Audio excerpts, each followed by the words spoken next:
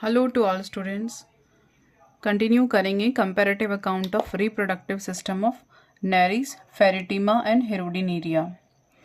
पहला कैरेक्टर लेते हैं सेक्सुअल नेचर, तीनों में कंपेयर करेंगे। नेरीज होते हैं यूनिसेक्सुअल और ये डायमॉर्फिज्म एक्सिबिट करते हैं। अर्थवर्म होते हैं बायसेक्सुअल और इसमें कोई डायमॉर्फिज्म नहीं होता। और हेरोडिनेरिया भी होते हैं बायसेक्सुअल और कोई डायमॉर्फिज्म नहीं होता। यानी कि तीनों में क्या कंपेयर है, नेरीज तो यूनिसेक्सुअल होंगे यानी मेल फीमेल अलग अलग होंगे, और फेरेटिमा और हेरोडिनेरिया में कोई अलग सेपरेट सेक्स नहीं होते, डायमॉर्फिज्म नहीं दिखाया जाता। नेक्स्ट है नेचर ऑफ गोनाड्स। यहाँ देखते हैं gonads are temporary appearing only during breeding season. यहाँ पर गोनाड्स कब अपियर होते हैं, केवल ब्रीडिंग सीजन में अपियर होते हैं, उसके अलावा गोनाड्स प्रेजेंट नहीं होते, कोई पहचान का लक्षण भी नहीं है। नेक्स्ट फेरेटिमा में reproductive organs are permanent structure present in all sexual mature individuals. तो यहाँ पर जो रिप्रोडक्टिव ऑर्गन है वो परमानेंट स्ट्रक्चर होंगे, स्थायी होगी संरचना, और सभी परिपक्व या मैच्योर या एडल्ट अर्थवर्म में दिखाई देगी। हेरोडिनेरिया में भी है, परमानेंट रिप्रोडक्टिव ऑर्गन होते हैं और सेक्सुअल मैच्योर इंडिविजुअल्स होते हैं, दिखाई दे जाते हैं। फिर सेक्सुअल फेजेस क्या हैं इसकी, सेक्सुअल मैच्योर इंडिविजुअल और sexual phase distinct from asexual phase and termed heteronereis. तो जब नेरीज में क्या होगा, जब ये ब्रीडिंग सीजन में पहुंचेंगे या जब सेक्सुअल स्टेज या प्रजनन के लिए रेडी होते हैं तब उनका स्ट्रक्चर क्या कहा जाता है, हेट्रोनेरीज कहा जाता है। तो उनकी बॉडी में बहुत सारे बदलाव आते हैं और उनका स्ट्रक्चर बदल जाता है, जिसके कारण एक अलग ही ऑर्गेनिज्म दिखता है। हम कंपेयर भी नहीं कर पाएंगे कि ये नेरीज ही है। तो इसलिए उस टर्म को हम आइडेंटिफाई कैसे करेंगे, हेट्रोनेरीज से आइडेंटिफाई करेंगे कि ये नेरीज का ब्रीडिंग सीजन वाला फेज है। फिर यहाँ पर ऐसा क्या होता है, डिस्टिंक्ट सेक्सुअल फेज और हेट्रोनेरीज एब्सेंट। यहाँ पर ऐसा कुछ भी नहीं है, सेक्सुअल अवस्था कोई अलग से नहीं दिखाई देती है, और यहाँ पर भी ऐसा कुछ नहीं है। मेल रिप्रोडक्टिव ऑर्गन्स क्या होते हैं देखते हैं। There are represented by testis only as loose masses of cell during breeding season. तो ये कब अपीयर होते हैं, पहले ही बता दिया है कि सिर्फ ब्रीडिंग सीजन के दौरान ही अपीयर होते हैं टेस्टिस और ओवा दोनों। यहाँ पर क्या क्या होगा, परमानेंट है ना स्ट्रक्चर, तो यहाँ पर ये हम एडल्ट में हमेशा रहेंगे। Testis, testis sac, seminal vesicle, vasa deferentia, prostate gland, accessory glands. यहाँ पर भी सेम है, testis, testis sac, vasa deferentia, vasa deferentia, epididymis है। यहाँ पर चेंज कहाँ पर है देखेंगे, इजैकुलेटरी डक्ट, एट्रियम और प्रोस्टेट ग्लैंड। तो यहाँ पर क्या क्या एब्सेंट है, एपिडिडाइमिस नहीं है और इजैकुलेटरी डक्ट एब्सेंट है और एट्रियम एब्सेंट है। तो ये हमें कंपेयर करना है, यहाँ पर प्रेजेंट है, यहाँ एब्सेंट है, और यहाँ पर तो सिर्फ परमानेंट नहीं होता, टेम्परेरी ही अपीयर होते हैं only in breeding season. Testis कैसे होंगे, occur in all posterior segment as temporary masses of cell formed by cell of coelomic epithelium. तो सिलोमिक एपिथेलियम के द्वारा सिर्फ एक टेम्परेरी मास के फॉर्म में स्ट्रक्चर अपीयर होता है ब्रीडिंग सीजन के दौरान। यहाँ पर क्या होगा, there are 2 pairs of testis, 2 जोड़ी होते हैं, और 1 pair each in 10th and 11th segment. ये सेगमेंट से याद रखना है कि 10वें और 11वें खंड में टेस्टिस प्रेजेंट होते हैं। यहाँ पर there are 11 pair of testis, कितने होते हैं, 11 जोड़ी टेस्टिस प्रेजेंट होते हैं, कभी कभी 12 और 13 भी दिख जाते हैं, कोटपाल में मेंशन है। 1 pair each in segment, her segment में एक जोड़ी प्रेजेंट होता है। कहाँ से कहाँ तक होते हैं, 12 से लेकर 22वें खंड तक प्रेजेंट होते हैं। फिर टेस्टिस सेक, यहाँ पर टेस्टिस सेक आर एब्सेंट, कोई सेक प्रेजेंट होता ही नहीं है। यहाँ पर each pair of testis is enclosed in a testis sac, यानी इसके अंदर ये टेस्टिस एनक्लोज्ड रहते हैं। यहाँ पर each testis is actually the inner lining of the rounded testis sac, यानी कि उसकी आंतरिक सतह से फॉर्मेशन होता है टेस्टिस का।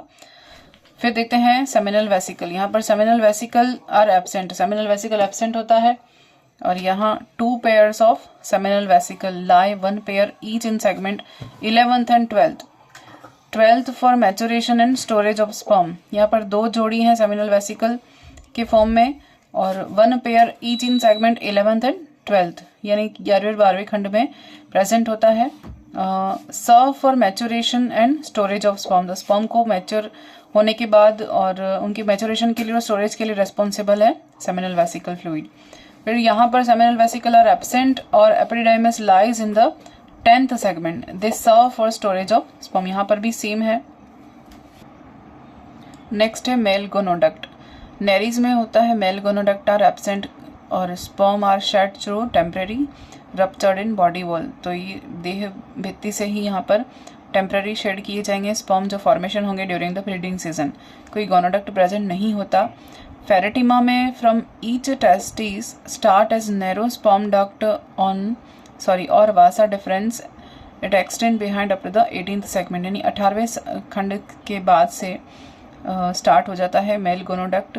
और हर मेल गोनोडक्ट क्या करेगा, from each testis, her testis से एक सक्रिय नलिका निकलती है जिसे हम वासा डिफरेंस कहते हैं और 18वें खंड तक के पीछे तक फैली रहती है। फिर फ्रॉम ईच टेस्टिस और sac arise a fine duct, यानी हर टेस्टिस से एक फाइन या हम कहेंगे पतली महीन एक नली निकलती है जिसे वासा डिफरेंस कहते हैं।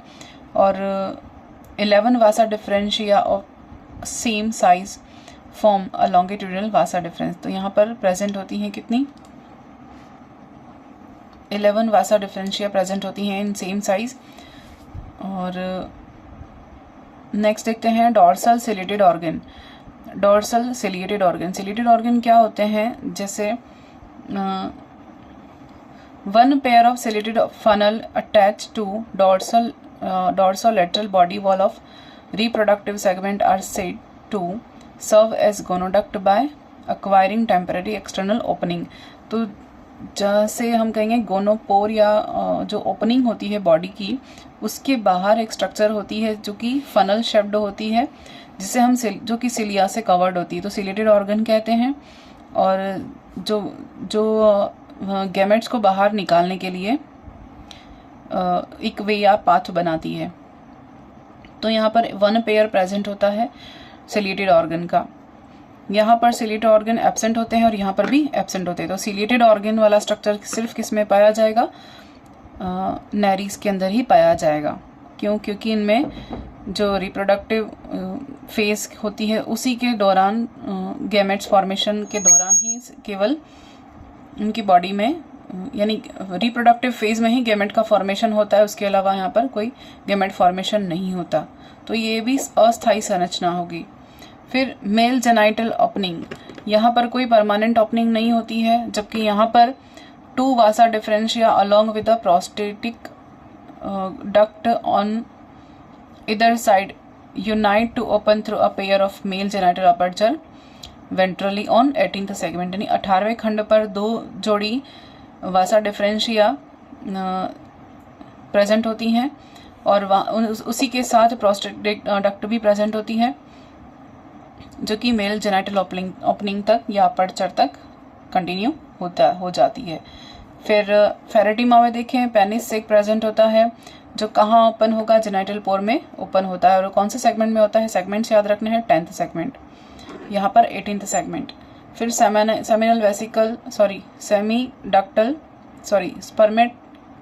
स्पर्मिडकल फनल, स्पर्मिडकल फनल में ये क्या होगा, anterior end of each vasa deferentia forms a ciliated funnel like opening called spermiducal funnel.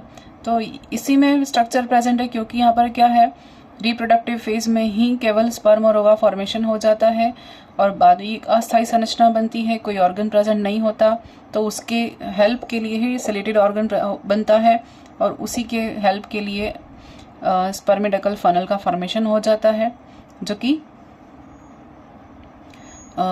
Sperm को बाहर इजैक्यूलेशन के लिए हेल्प करता है।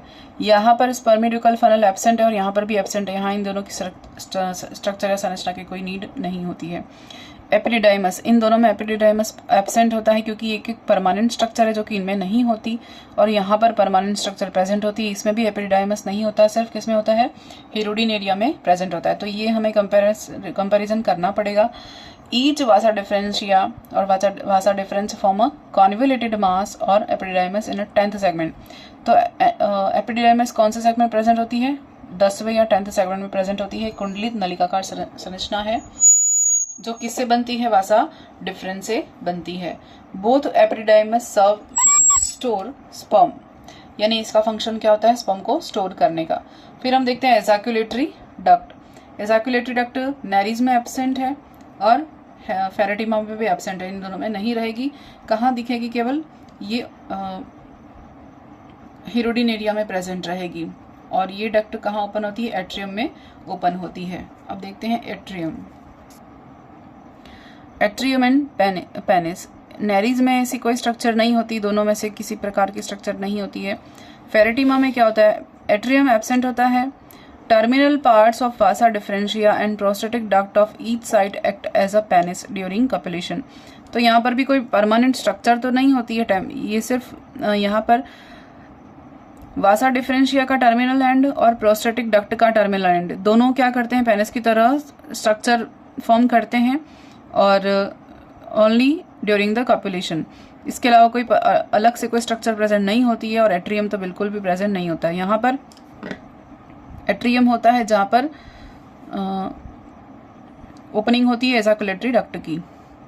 एट्रियम पायरीफॉर्म सैक, एक पायरीफॉर्म सैक बनाता है जो कि 10th सेगमेंट में ओपनिंग होती है इसकी, जहां पर स्पर्म को रिलीज किया जाता है। Is distinguished into an anterior prostatic chamber and a posterior penis sac containing a filamentous penis often seen protruding through the male genital port. तो मेल जेनाइटल पोर्ट से एक स्ट्रक्चर, फिलामेंटस स्ट्रक्चर जो बनती है वो क्या कही जाएगी? पेनिस कही जाएगी, और जिसका हेल्प करेगा प्रोस्टेटिक चैम्बर और अग्रभाग से।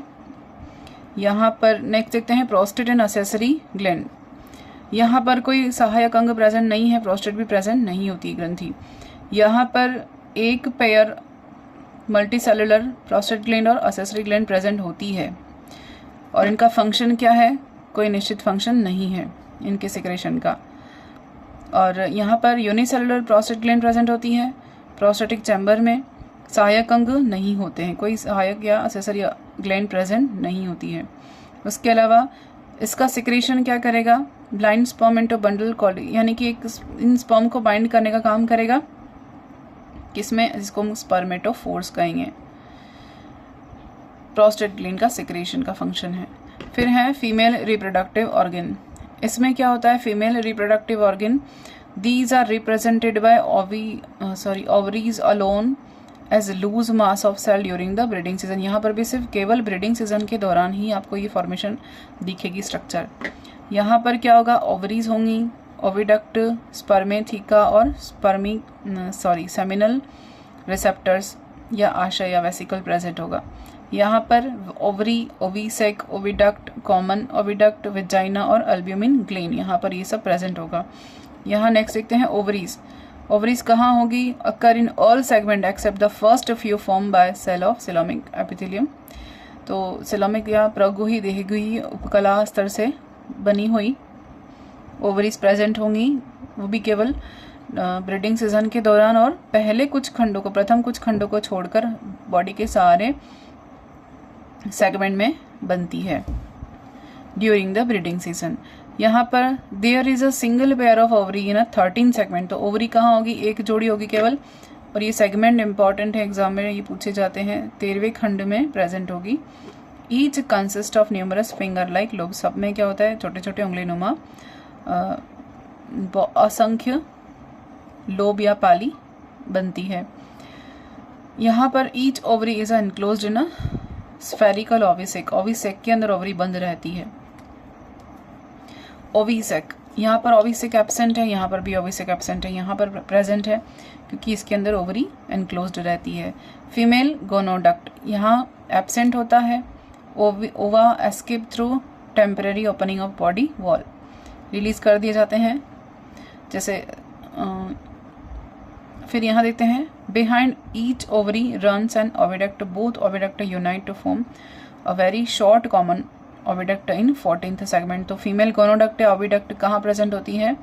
14th सेगमेंट पर प्रेजेंट होती है। यहाँ पर